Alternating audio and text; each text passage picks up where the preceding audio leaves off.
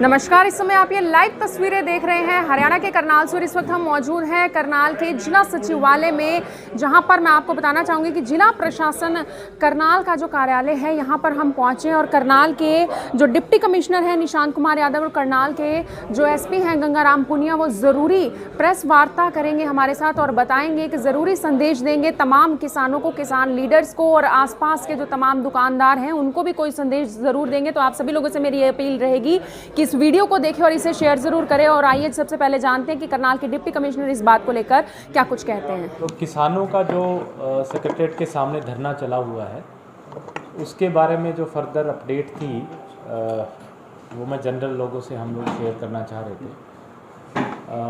प्रशासन का जो कार्य है, मिनी सेक्रेटरीट का कार्य है, तो वो सुचारू रूप से अभी भी चल रहा है। और हमने पिछले 2 दिनों में जो किसान संगठन है उनसे रेगुलर रूप से बैठकें की हैं।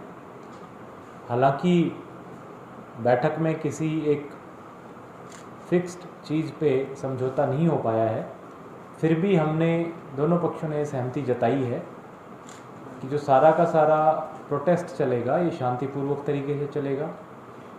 और उसमें जो सचिवालय है इसके कार्य को किसी भी तरीके से प्रभावित नहीं किया जाएगा, ना ही कोई सड़क जाम की जाएगी, ताकि आम जन को किसी प्रकार की परेशानी ना हो। और इसी सिलसिले में एक तो मैं जो आम जन हैं, करनाल ज़िले के नागरिक हैं, उनको आश्वस्त करना चाहूँगा कि उनको किसी भी प्रकार से घबराने की, डरने की आवश्यकता नहीं है।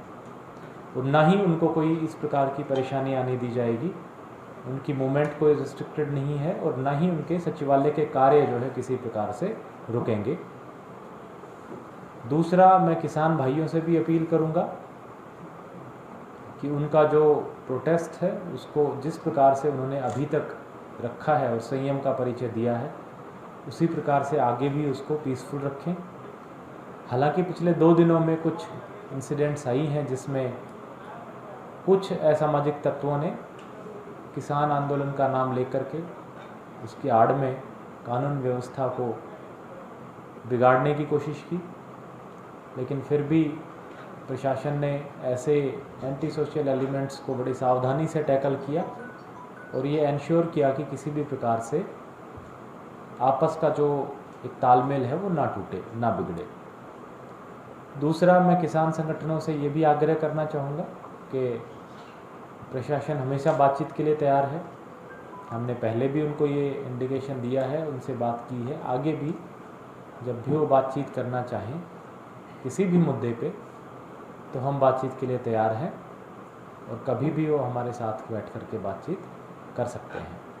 मैं एसपी साहब से भी कहूँगा 2 मिनट वो भी इस मुद्दे पे अपनी बात मद्देनजर कानूनी व्यवस्था बनाए रखने के लिए और शहर में भी जो ट्रैफिक का आवागमन भी सुचारू रूप से रखने के लिए पुलिस के द्वारा माकूल और पुख्ता बंदोबस्त अभी तक किए गए हैं।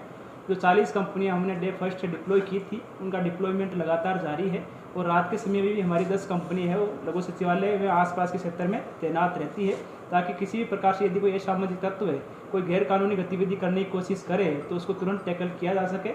अभी तक जितने भी किसान संगठनों के जो मुख्य लीडर्स डे या नाइट में यहाँ पर उपस्थित रहते हैं, उनका और जो हमारे सिक्योरिटी के जो इंचार्ज रहते हैं उनका भी एक अच्छा तालमेल है। और यदि किसी भी तरफ से कोई इश्यूज आते हैं तो उनका आपस में बातचीत के द्वारा सॉर्ट आउट कर रहे हैं। और किसान संगठनों की तरफ से जो वॉलंटियर्स जो लगाए गए हैं वहाँ पर धरना स्थल के आसपास में, उनका भी अच्छा सहयोग अभी तक मिल रहा है। हमें उम्मीद है कि आगे से भी जो किसान नेता हैं या जो भी वॉलंटियर्स हैं उनका अच्छा सहयोग मिलता रहेगा, ताकि कानूनी व्यवस्था की स्थिति भी बनी रहे और आपस में इस क्षेत्र में शांति कायम रह सके।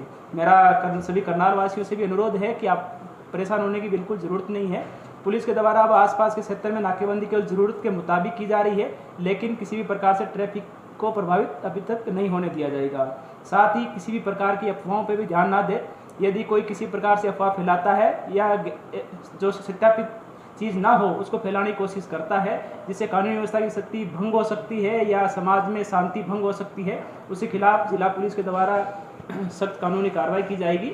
यदि किसी को कोई विशेष रूप से परेशानी हो रही हो और पुलिस से रिलेटेड कोई समस्या हो तो डायल 112 पे भी कॉल कर सकता है। हमारी जो यारी व्हीकल्स है, हम सुनिश्चित करेंगे कि वो 10 मिनट के भीतर मौके पे पहुंच करके इस स्थिति को संभालें। इसके अलावा 2-3 मुद्दे मैं और जोड़ूंगा, क्योंकि शुरू में थोड़ा सा एक इस तरह की संभावना थी कि अगर कुछ गलत चीज़ें या गलत मैसेजेस असामाजिक तत्वों के द्वारा वायरल किए जाएं तो इसकी वजह से सामाजिक जो ताना बाना है वो ख़राब हो सकता है, लॉ एंड ऑर्डर व्यवस्था बिगड़ सकती है। इस सिलसिले में कुछ दिनों के लिए प्रशासन के द्वारा इंटरनेट सर्विसेज जो है वो सस्पेंड की गई थी, उन सेवाओं को बहाल कर दिया गया है। दूसरा, हमने जो हमारे किसान भाई हैं उनके लिए भी और जो हमारे पुलिस और पैरामिलिट्री फोर्सेस हैं उनके लिए भी अलग अलग मेडिकल कैंप्स की भी व्यवस्था की है, ताकि इस प्रकार से, क्योंकि ये एक किसानों की तरफ से धरना भी लंबा है और हमारी फोर्सेस भी लगातार जो है सिचुएशन पर निगरानी रखे हुए हैं, तो किसी भी किसान को या किसी भी जवान को किसी भी प्रकार की कोई मेडिकल परिस्थिति उनके सामने आती है तो हमारी जो मेडिकल टीम्स हैं वो ऑन द साइट ही हमने टीम्स लगा दी हैं, उसका ध्यान रखेंगे। इसके अलावा पैरेलली HPSC का एग्ज़ाम रखा हुआ है HCS का, और उसमें हमारे ज़िले में 19 लोकेशंस पे टोटल 24 सेंटर्स हैं और लगभग 7-7.5 हज़ार कैंडिडेट उस एग्ज़ाम में अपीयर होंगे। तो हमने उसकी पूरी व्यवस्था कर ली है और एग्ज़ाम को बड़े सुचारू रूप से किया जाएगा।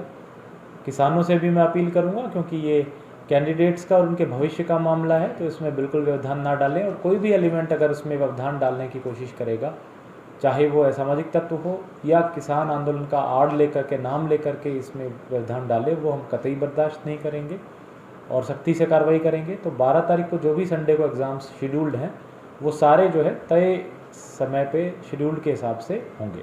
ठीक सर, मंडी में सीजन शुरू होने वाला है, उसको लेकर भी किसानों के लिए मंडी में जो यूजुअल हमारी प्रिपरेशंस होती हैं वो हैं, और स्टाफ की डिप्लॉयमेंट कर दी गई है। गेट पे जो है गेट पास काटने के लिए कंप्यूटर ऑपरेटर्स लगाए जा रहे हैं, साथ में अंदर टॉयलेट, पीने के पानी, शेड, ये सब व्यवस्था की गई है ताकि किसानों को वेट ना करना पड़े, तुरंत उनकी फसल का खरीद हो और 24 घंटे के अंदर अंदर पैसा उनके खाते में आ जाए।